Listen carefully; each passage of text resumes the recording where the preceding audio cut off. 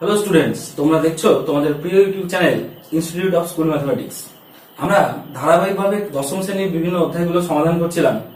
আজকে আমরা এসে পৌঁছেছি দশম শ্রেণীর ষষ্ঠ অধ্যায় চক্রবৃদ্ধি সুদ ও সমহার বৃদ্ধি বা হ্রাস এই অধ্যায়। তো এই অধ্যায়টি আমরা আজকে শুরু করব শুধুমাত্র চক্রবৃদ্ধি সুদের উপর আজকে আলোচনা করব, আর সমহার বৃদ্ধি ও হ্রাস এটা আমরা পরবর্তীতে যখন চক্রবৃদ্ধি সুদ শেষ হয়ে যাবে তখন আলোচনা করব। তো চক্রবৃদ্ধি সুদ এটা জানার জন্য অবশ্যই তোমাদেরকে সরল সুদ যে অংশটি আছে, যেটা কিছুদিন আগে আমরা করেছিলাম, অলরেডি আমার আপলোড হয়ে গেছে, তোমরা দেখে নেবে।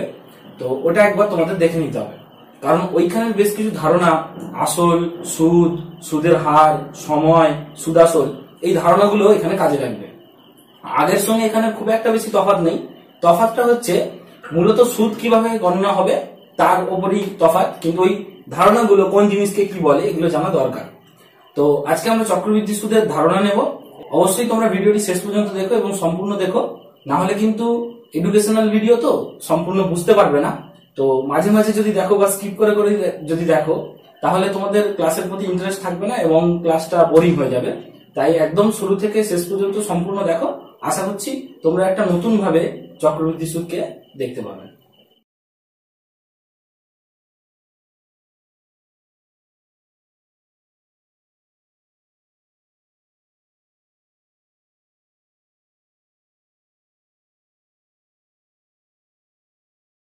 তোমরা একটা কথা শুনেছো যে টাইম ইজ মানি। তো এটাকে যদি আমরা গণিতের দৃষ্টিভঙ্গি থেকে দেখি, আমি বলবো এটা টাইম ইজ মানি না বলে বলা উচিত টাইম ইজ কম্পাউন্ড ইন্টারেস্ট। কারণ আমরা আগের অধ্যায়ের যে আলোচনাগুলো করেছিলাম সেখানে দেখবে যে সুদ নির্ণয়ের ক্ষেত্রে আমাদের মূলত কয়েকটা বিষয় দরকার হয়। একটা হচ্ছে আসল।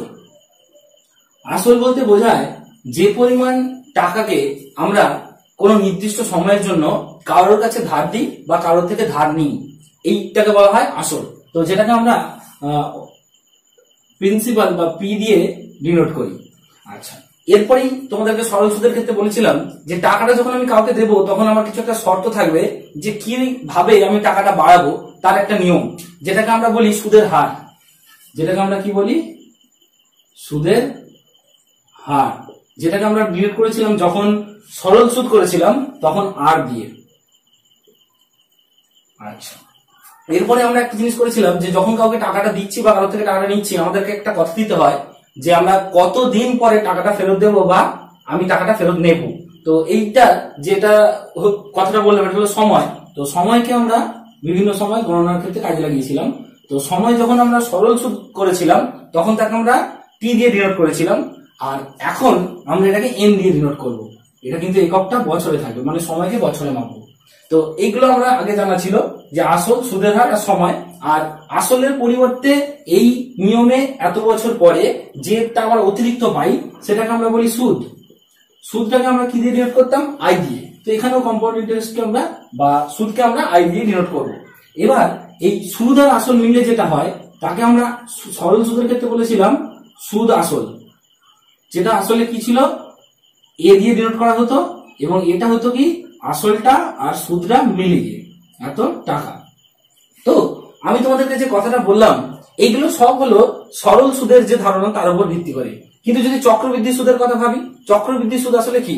চক্রবৃদ্ধি সুদ হলো এরকমই যে কিছু পরিমাণ টাকা কিছু নিয়মে অর্থাৎ কিছু সুদের হারে কিছু সময়ের জন্য যদি কাউকে দিই সে আমাকে সুদ দেবে।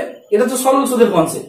এই কনসেপ্টে সামান্য চেঞ্জটা হচ্ছে কি, সে আমাকে সুদ দেবে ঠিকই, কিন্তু সরল সুদের বেলায় কার উপরে সুদ দিত?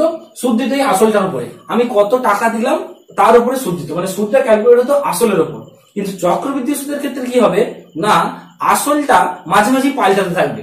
আসল কি করে পাল্টাতে পারে? আসল তো একই থাকা উচিত, কারণ আমি য টাকা ধার দিয়েছিলাম বা ধার নিয়েছিলাম সেটাই থাকা উচিত না। এটার পাল্টানোর নিয়মটা হচ্ছে এরকম যে বেশ কিছু সময় পরে পরে আমাদের কি হবে, আসল থেকে সুদ তৈরি হবে। যে সুদটা তৈরি হবে সেই সুদটাকে আমি কি করব, আমি যদি প্রতিবার আসলটা এক রেখে সুদটা নিতে থাকি তাহলে তো আমার কি হবে, আসলটা একই রকম থেকে যাবে, তাহলে আমার লাভের পরিমাণটা কমে যাবে। তাই জন্য যত সময় যাবে তত কি করব, আমরা ওই যে সুদটা পাবো সেই সুদটাও ওই আসলের সঙ্গে যোগ করে দেবো। দিয়ে কি করব, যখনই সুদটা আসলের সঙ্গে যোগ করে দেবো তাহলে সুদটা আসলের সঙ্গে যোগ হওয়ার ফলে আসলটা বেড়ে গেল, আর আসলটা বেড়ে যাওয়া মানে বেশি আসলের উপর আবার ওই হারে আরো বেশি সুদ পাবো। তাহলে সরল সুদ আর চক্রবৃদ্ধি সুদের মূল ডিফারেন্সটা হলো এটাই যে সরল সুদের ক্ষেত্রে আসল ফিক্সড থাকে, একদম শুরু থেকে শেষ পর্যন্ত আসল ফিক্সড, এর উপর একটা সুদ দিয়ে দেওয়া হয়, যার ফলে আমাদের আসলটা সুদ না মিলে সুদাসুদ তৈরি হয়। আর চক্রবৃদ্ধি সুদের ক্ষেত্রে কি হয়, আসলটা থাকে কিন্তু কিছুদিন ছাড়া ছাড়া ওই আসলের সঙ্গে যে সুদটা হয় আবার জুড়ে আসলটাকে বড় করে দেওয়া হয়। বড় করার পর আবার কি হয়, এই আসলটার উপর আবার কিছুদিন পর সুদ হলো, আবার এই সুদটাকে এর সঙ্গে জুড়ে আরো আসলটা বড় করা হলো, করে করে প্রতিবার ওই আসল সুদের সঙ্গে বাড়তে বাড়তে আসল বড় হতে থাকে এবং তার সুদও বাড়তে থাকে। অর্থাৎ সরল সুদের থেকে বেশি হারে বেশি পরিমাণ টাকা পাওয়া যায় চক্রবৃদ্ধি সুদে। তো যদি আমরা ম্যাথমেটিক্যাল ডেফিনেশনে চলে যাই তাহলে কি দাঁড়াচ্ছে, যে কোনো নির্দিষ্ট পরিমাণ আসলের জন্য প্রাপ্ত অতিরিক্ত অর্থটি বা প্রাপ্ত হতে পারে বা প্রদেয় হতে পারে, মানে পেতেও পারি দিতেও হতে পারে, অতিরিক্ত অর্থটিকে বলা হয় সুদ, এটাকে বলা হয় সরল সুদ। আর চক্রবৃদ্ধি সুদ কি না, কোনো নির্দিষ্ট পরিমাণ আসলের উপর প্রাপ্ত অতিরিক্ত অর্থ বা প্রদেয় অতিরিক্ত অর্থ যখন নির্দিষ্ট সময় অন্তর অন্তর আসলের সঙ্গে যুক্ত হয়ে তার সুদ গণনা করা হয়, তখন যে সুদ পাওয়া যায় তাকে বলা হয় চক্রবৃদ্ধি সুদ। তো আমরা আজকে আলোচনার মধ্যে চক্রবৃদ্ধি সুদকে রাখবো, তাই জন্য এখানে ভাষাগুলোর একটা চেঞ্জ করতে হবে। এই যে সুদের হার, এটাকে শুধু সুদের হার না বলে আমরা বলবো চক্রবৃদ্ধি সুদের হার। মানে সুদের হারটা সাধারণত বোঝায় সরল সুদের ক্ষেত্রে, আর চক্রবৃদ্ধি মানে আমরা ওই সুদটাকেও আসলে যোগ করব। আর সময়টাকে আমরা ওর ক্ষেত্রে কি করেছিলাম, সরল সুদের ক্ষেত্রে এন দিয়ে ডিনোট করছি। আচ্ছা, এই সুদটাকে আমরা কি বলবো, এটাকে যেমন তেমন সুদ নয়, এটাকে আমরা চক্রবৃদ্ধি সুদ বলবো, যেটাকে আই বলবো।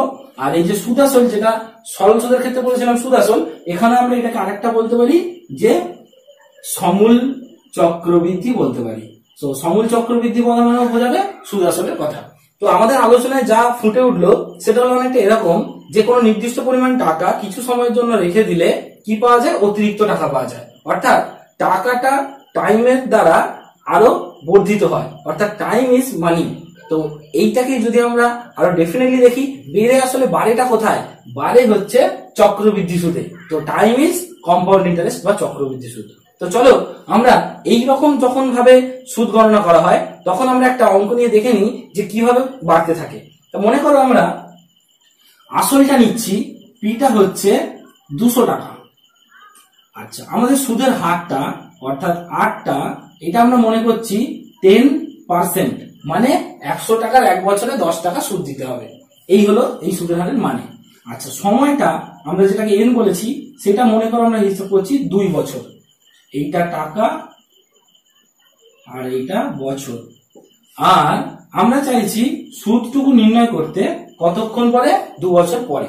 আচ্ছা, এবার লক্ষ্য করো, এর ক্ষেত্রে যদি আমরা সরল সুদ ক্যালকুলেট করতাম তাহলে কি হতো, সরল সুদের ক্ষেত্রে যদি ভাবতাম তাহলে আই ইকুয়াল টু হতো পি আর টি বাই 100। এই জিনিস আমরা এর আগের অধ্যায়ে দেখিয়েছি যখন সরল সুদ করেছিলাম, তোমরা একবার দেখে নিতে পারো। তো এর ক্ষেত্রে যদি আমরা বসাই, দেখো পি ইকুয়াল টু ছিল 200, আর ইকুয়াল টু ছিল 10, টি ইকুয়াল টু 2 বছর, নিচে 100। তো 100 এর সঙ্গে এই দুটো শূন্য কেটে গেল, তাহলে এটা হলো আমাদের 440 টাকা। তো সব মিলিয়ে আমাকে 200 টাকা আসল ছিল, 40 টাকা অতিরিক্ত, অর্থাৎ অ্যামাউন্ট বা সুদ আসল হিসাবে এত টাকা, মানে 240 টাকা পাবো। কিন্তু এইটাই যদি চক্রবৃদ্ধি সুদের কথা ভাবি তাহলে কি হতো ভাবো। চক্রবৃদ্ধি সুদ মানে প্রতি বছর অন্তর যে সুদটা পাবো সেই সুদটা, বা নির্দিষ্ট সময় অন্তর যে সুদটা পাবো সেই সুদটা আসলে যোগ হবে। তো মনে করো এটা হবে প্রতি বছর অন্তর, তাহলে কি করতে হবে, তাহলে আমরা দেখো একই রকম ভাবছি। পি ইকুয়াল টু প্রথমে ছিল 200 টাকা, আর ইকুয়াল টু ছিল 10%, আর এন ইকুয়াল টু ছিল 2 বছর, আর আই ইকুয়াল টু আমরা জানতে চাইছি কিন্তু চক্রবৃদ্ধি সুদের। তো চক্রবৃদ্ধি সুদের অর্থ হচ্ছে প্রথমে এটা 1 বছরে সুদ নির্ণয় করতে হবে। তাহলে আমরা 1 বছরের সুদ আগে নির্ণয় করি, মানে ফার্স্ট বছরের সুদ I1 ধরো ভাবছি, সেটা হবে পি আর টি বাই 100। এটা সমাধান করলে কি পাচ্ছি, দেখো পি ইকুয়াল টু 200, আর ইকুয়াল টু 10, আর আমরা 1 বছর পর জানতে চাইছি, তাহলে এন এর জায়গায় 1 বসাচ্ছি, নিচে 100। তাহলে দেখো আমরা সুদটা পাচ্ছি, এটা ক্যান্সেল হলো, 20 টাকা। তাহলে 20 টাকা যখন সুদ পেলাম, এই সুদটা কিন্তু আলাদা করে রেখে দিলে চলবে না। আমি যখন পরের বছর শুরু করব, এটা হলো প্রথম বছর শুরু, প্রথম বছর। এবার যখন দ্বিতীয় বছর হবে তখন কি করতে হবে, তখন যেটা করতে হবে সেটা হচ্ছে আসলটা আমার 200 টাকা ছিল, সেটা কিন্তু প্রথম বছরে 20 টাকা নিয়ে ওটা 220 টাকা হয়ে গেছে, আর এর সঙ্গে 8টা 10% থাকবে, আর সময়টা 1 বছর চলে গেছে আর 1 বছর পরে থাকবে। আচ্ছা, আর আমরা আয়টা নির্ণয় করতে চাইছি দ্বিতীয় বছরের শেষে। তো দ্বিতীয় বছরের শেষে আয়টা নির্ণয় করতে গেলে পি আর টি বাই 100, তাহলে পি হবে দেখো 220, আর হচ্ছে 10, টি হচ্ছে 1 বছর বাই 100, দুটো শূন্য কেটে গেল, সো 22 টাকা। তাহলে মোট যখন দ্বিতীয় বছরের শেষে পাবো, দ্বিতীয় বছরের শুরুতে 220 টাকা দিয়েছিলাম আর 22 টাকা অতিরিক্ত, অর্থাৎ 242 টাকা। তো লক্ষ্য করো, আমরা যদি সরল সুদে 2 বছর পর টাকা নিই আমরা পাবো 240 টাকা, আর যদি চক্রবৃদ্ধি সুদে অর্থাৎ 1 বছর পরে সুদটাকে আমরা আবার আসলে যোগ করে তার সুদ নিই, তাহলে কি হবে 242 টাকা। তো অবভিয়াসলি যেহেতু এখানে আসল টাকা একবার বাড়ানো হয়েছে তাই সুদটা বেড়ে গেছে, তাই এখানে 2 টাকা বেশি হয়েছে সরল সুদের তুলনায়। তো আমাদের চক্রবৃদ্ধির সুদ আর সরল সুদের বেসিক ডিফারেন্সটাই হলো এটা যে সুদটা আসলে যোগ হয়। এখন প্রশ্ন হচ্ছে এই সুদটা আসলে তো এখানে আমি 1 বছর ছাড়া ছাড়া যোগ করেছি, এটা কত রকম ভাবে হতে পারে? এটা কিন্তু যা খুশি হতে পারে, যেরকম চুক্তি থাকবে তার উপর হবে। এটা 1 বছর ছাড়া হতে পারে, এটা 6 মাস ছাড়া হতে পারে, এবং এটা 4 মাস ছাড়া হতে পারে, এটা 3 মাস ছাড়া হতে পারে, এমনকি এটা ডেলিও হতে পারে। তো যাই হোক না কেন আমরা কিন্তু এগুলো সব করতে পারবো এইভাবে ধাপে ধাপে ক্যালকুলেশন করে। সমস্যা হচ্ছে যে এইভাবে আমরা কিভাবে যখন চক্রবৃদ্ধি সুদের কথা বলবো প্রতিবার এরকম ভাবে বছরে বছরে ভেঙে ভেঙে 6 মাস ছাড়া ভেঙে ভেঙে 4 মাস ছাড়া ভেঙে ভেঙে করবো, সেক্ষেত্রে তো আমাদের অনেক স্টেপ করতে হবে যদি একটা 10 বছরের অঙ্ক করতে হয়, 10 বছরের গণনা করতে হয়। তাই জন্য আমরা কি করব, এইটার একটা উপযুক্ত ফর্মুলা তৈরি করব, যে ফর্মুলার সাহায্যে আমরা একেবারে 2 বছরের শেষে 10 বছরের শেষে কি দরকার সেটা পেয়ে যাব। সেই ফর্মুলাটার প্রুফ তোমাদের এই মুহূর্তে বইয়ে নেই বা তোমাদের সিলেবাসে নেই বা তোমরা সেটার উপযুক্ত নও, সেই জন্য আমরা একদম ফর্মুলাটা মুখস্থ রাখবো। কিন্তু এটার ক্ষেত্রে আমরা যেমন ফর্মুলাটা প্রমাণ করে দেখেছিলাম, এটার ক্ষেত্রে আমরা প্রমাণটা করবো না, আমরা একদম ফর্মুলাটা মুখস্থ করে নেবো। ফর্মুলাটা হচ্ছে এরকম যে এই রকম সমস্ত কিছু ক্রাইটেরিয়া মেনে থাকলে আমরা একেবারে সুদাসল তৈরি করতে পারবো এই ফর্মুলা দিয়ে। a equal to p into 1 plus r by 100 whole to the power n। এইটা এ বেরোবে, মানে সুদ আসল বেরোবে। আর যদি কারো সুদের প্রয়োজন হয় তাহলে সুদ আসল থেকে সুদ আসলটা বিয়োগ করে দিলে সুদটা পেয়ে যাবে। এবার দেখো এই ফর্মুলাটা তখনই প্রযোজ্য যখন এই সুদটা হিসাব করা হবে প্রতি বছর ছাড়া ছাড়া, 1 বছর ছাড়া ছাড়া, বছরে একবার। দেখো এই অঙ্কটাকে আমরা ওখানে করে দেখাচ্ছি কি সুন্দর হয়ে যাবে। তো পি ইকুয়াল টু ছিল দেখো 200 টাকা, 1 প্লাস 8টা ছিল 10, 100 নিচে, আর এনটা ছিল দেখো 2 বছর। আমরা দুটো ভেঙে ভেঙে না করে একবারে করছি। সো 200 ইন্টু 1 প্লাস এটা কাটাকুটি হয়ে গেল 1/10 whole square equal to 200 into এটা হচ্ছে দেখো 11/10 তার হোল স্কোয়ার, তার মানে 200 ইন্টু 11/10 ইন্টু 11/10, দেখো 0 0 0 0 কেটে গেল, 11 11 তোমার হয় 121, 121 দুগুণে 242 টাকা। তো দেখো আমরা সুদ আসলটা কি সুন্দর একটা ফর্মুলা পেয়ে গেলাম। তো আমাদের এই যে কোসেদেখি 6.1 এর অঙ্কগুলি হচ্ছে এই ফর্মুলার উপরে অঙ্ক। যখন এই ফর্মুলাটা ইউজ করব যখন কি হয় 1 বছর অন্তর অন্তর সুদ ক্যালকুলেট করা হয়। কিন্তু যদি এই ঘটনাটাকে 6 মাস অন্তর করা হয় তখন কি করতে হবে, তখন যেটা করতে হবে এই ফর্মুলাতে সামান্য চেঞ্জ করতে হবে। কি চেঞ্জ করতে হবে দেখো আমি তোমাদেরকে দেখাচ্ছি।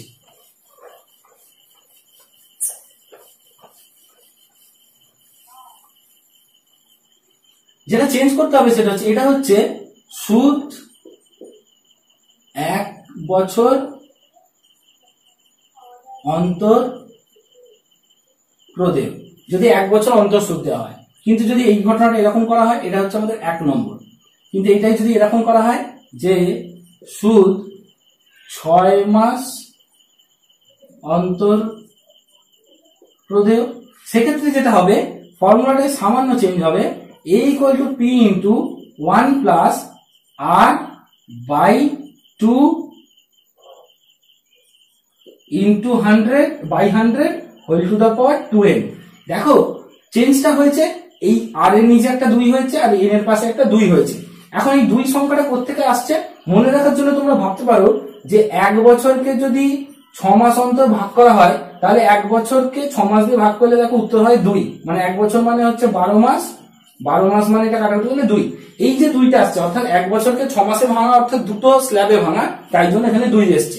ঠিক একই রকম ভাবে যদি সুদটা 4 মাস অন্তর প্রদেয় হয়, তার ক্ষেত্রে কি হবে, 1 বছরকে 4 মাস অন্তর যদি করি তাহলে 1 বছরকে কটা স্ল্যাবে ভাঙা হলো, 3টে স্ল্যাবে, মানে 4 বছর ছাড়া ছাড়া 4 মাস ছাড়া ছাড়া হচ্ছে 3টে স্ল্যাবে 1 বছর কমপ্লিট হবে। তো এটা হবে r/3/100 whole to the power 3n। এইভাবে যদি ধরো এটা সুদটা 3 মাস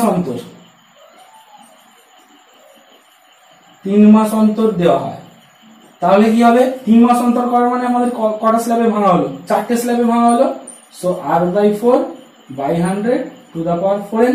এইভাবে আমরা কিন্তু যে কোনো বছরের জন্য বার করতে পারি।